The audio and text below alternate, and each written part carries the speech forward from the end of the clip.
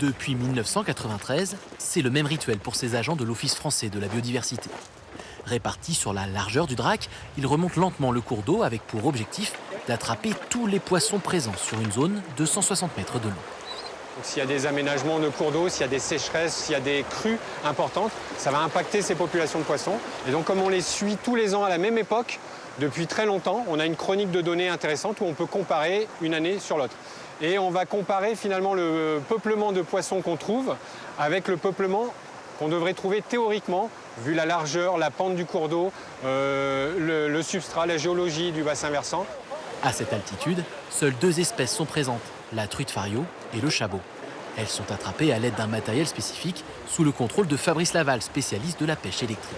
Les opérateurs que vous voyez derrière moi, ils ont une anode, donc c'est la canne blanche avec un cerceau métallique au bout. Et les poissons en fait sont attirés par ce champ électrique sur un rayon d'environ 1,50 m autour.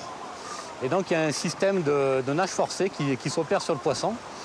Ça joue sur les fibres nerveuses et musculaires et le poisson nage contre son gré vers l'anode. Et là, les opérateurs aux épuisettes le récupèrent le plus vite possible pour le mettre dans des seaux. Des seaux rapidement transportés jusqu'à une équipe chargée de la biométrie. Les poissons sont alors classés par espèce et par taille avant d'être endormis afin d'être mesurés et pesés plus facilement. Typiquement ici sur le Drac, clairement on voit qu'on a toutes les classes de taille. Sur le chabot ou sur la truite, on a de l'alevin jusqu'aux adultes avec des très belles tailles, des adultes qui ont 8-9 ans. Du coup, on a un cours d'eau qui est en très bon état, comme finalement la plupart des cours d'eau haut alpins.